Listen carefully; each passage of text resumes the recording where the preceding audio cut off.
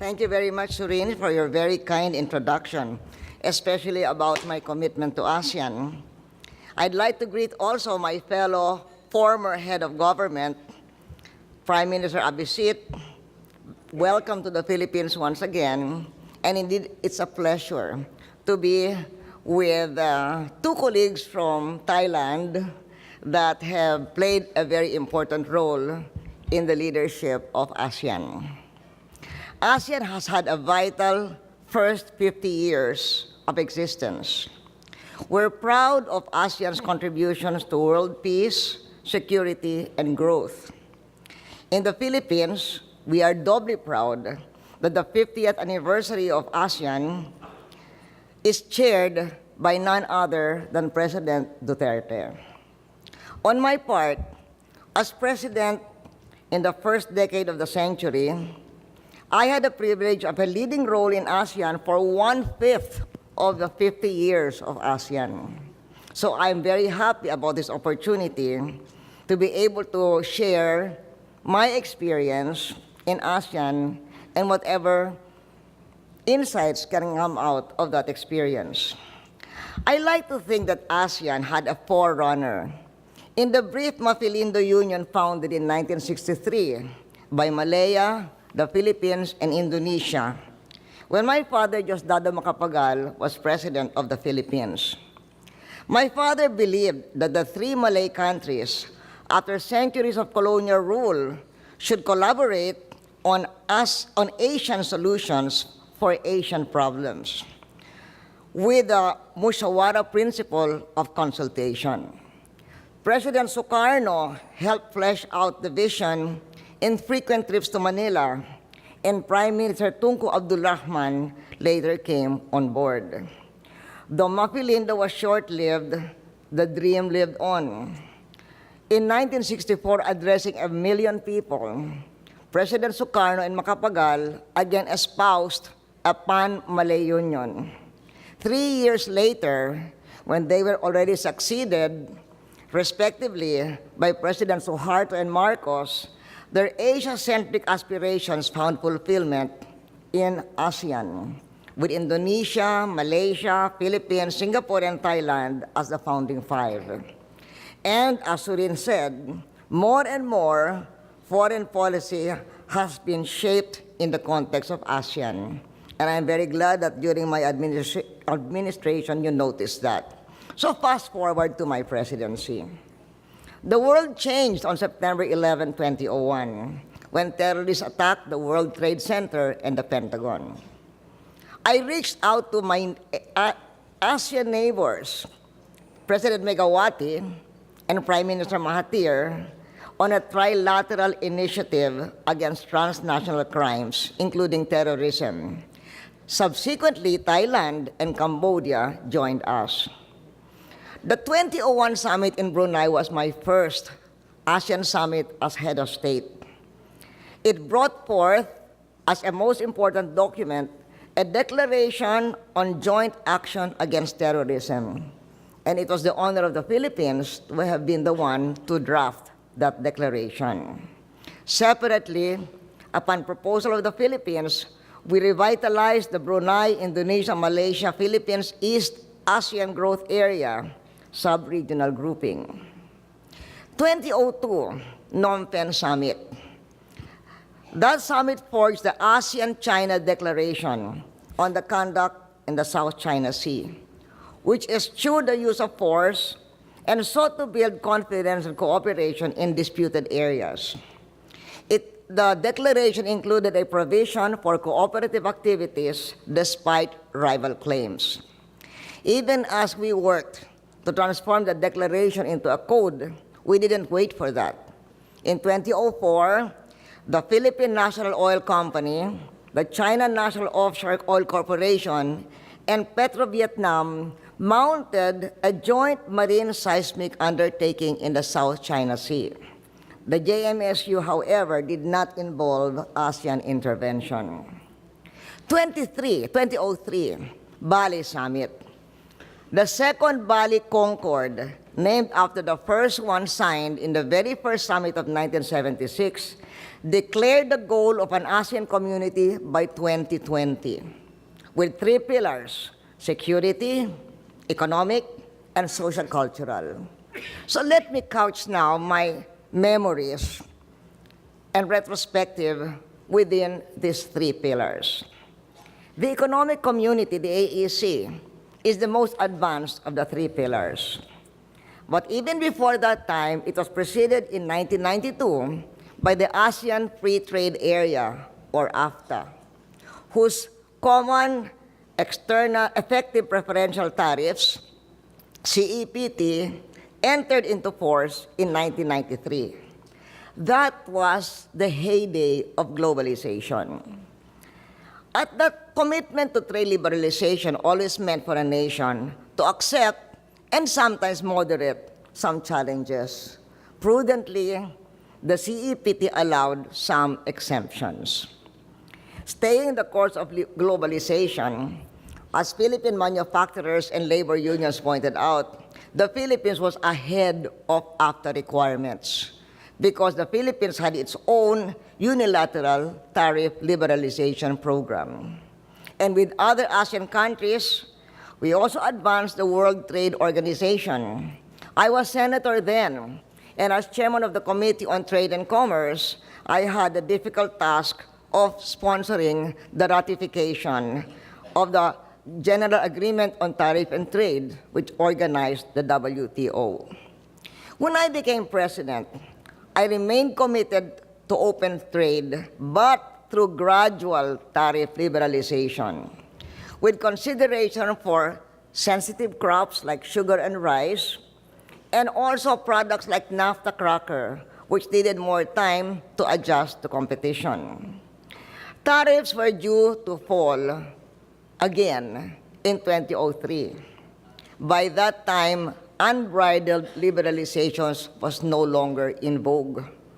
Perhaps because it was of the 1997 Asian crisis, perhaps it was because of 9/11, and for the Philippines, perhaps because it was our tax revenues were falling short. So I told the Department of Trade and Industry, the National Economic and Development Authority, and the Tariff Commission that they should not be married to the idea that our tariff program could no longer be adjusted. I slowed the program down to the AFTA requirements because we were ahead of AFTA at that time. And I took advantage of the exemptions allowed in the CEPT. That's the wisdom of CEPT. So for instance, naphtha cracker tariff was cut to 10% rather than the scheduled 5%. Although in 2006, we resumed the CEPT schedule. In 2007 in Makati, Philippines, the protocol to provide special consideration for rice and sugar was signed. Secretary of Trade of Agriculture was R.T. Yap then, he's congressman now, so he's nodding. The following year, when Singapore was chair, the Philippines got a special consideration to bring the tariff down from 40% to 35% in 2015. To explain these moves, let me put our overall trade policy in perspective. There is no more important benchmark of a nation's development than its engagement in world trade. And my administration stood foursquare for the benefits of trade and was committed to reducing import barriers of any kind. Our country demonstrated its commitment to global engagement every day. Our policies and trade numbers told the story. The whole economy was free from quota, except in rice and fish. Half of our imports were duty-free in 2003. Trade was 90% of GDP in 2009. But as developed and developing countries alike know, globalization benefits are not all apparent or even positive. As the Philippines came down on the side of trade, we understood that we also had to manage, especially our poor. We had to manage the transition well for our poor in order to widen support for more political and economic reforms down the road.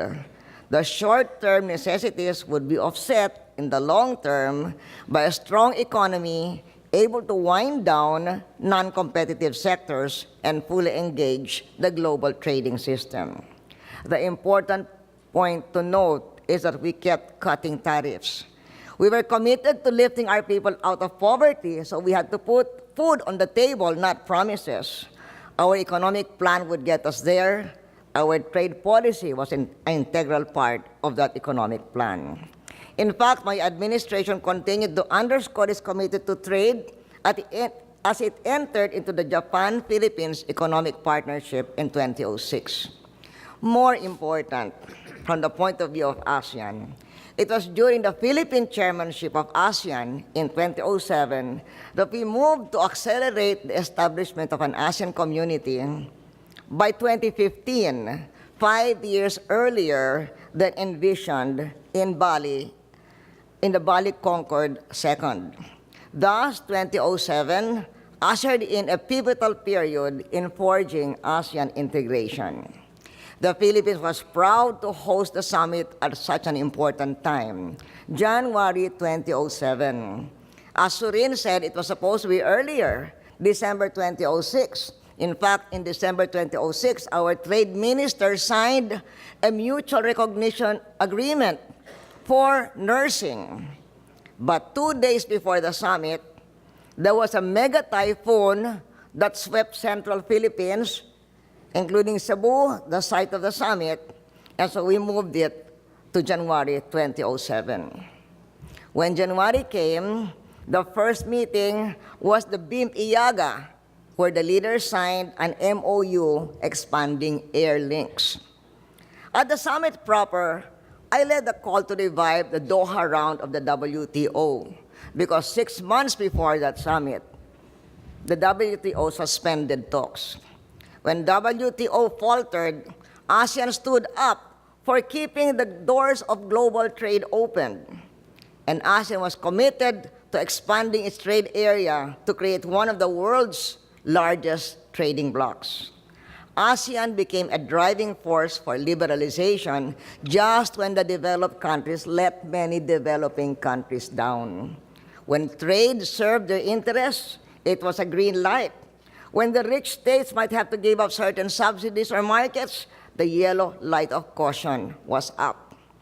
While we wanted a successful WTO, we didn't just wait around. We went full speed ahead in ASEAN to integrate our economies regardless of what WTO would do or would not do. I am glad we took a step forward in accelerating the ASEAN community. We committed to an integrated economy with a single market and production base. That didn't mean we believed trade was pain-free. It was not for many people, certain industries, and a number of nations. But there was no better way.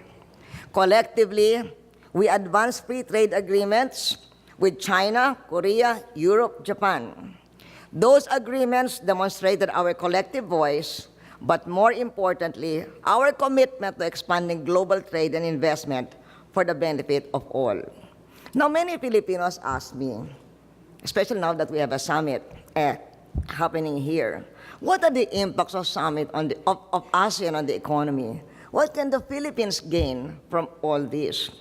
I saw a very nice entry by the ASEAN National Organizing Committee about the benefits of ASEAN for the ordinary Filipino, and I would like to expound and expand on that. Integration provides the opportunity to buy a cheaper and wider range of goods and services from the region, like snacks from Thailand or coffee from Vietnam. Integration provides an opportunity to travel within the region. It's lower cost, it's visa-free, and there are more ways to travel by air, sea, and land.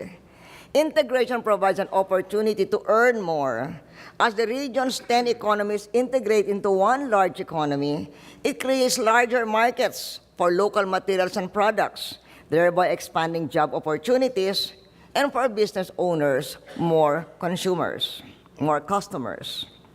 Integration provides an immense opportunity to escalate and upgrade agriculture, aquaculture, and mariculture. This can boost raw and processed food exports to ASEAN's big population, as well as to other regions in partnership with ASEAN enterprises. And with the Duterte administration's infrastructure program, opening up more regions, tapping the country's agri-aqua-mariculture potential will even be more enhanced. Integration provides an opportunity for more foreign investments. As the world's third most populous economic region and the third largest trading bloc after EU and NAFTA, ASEAN stands to attract enterprises seeking to set up within the grouping to tap its unified market. The Philippines, I always tell my fellow Filipinos, can lure such ventures, playing on our competitive strengths in educated, skilled labor, top-notch management, and attractive, less expensive expat living standards.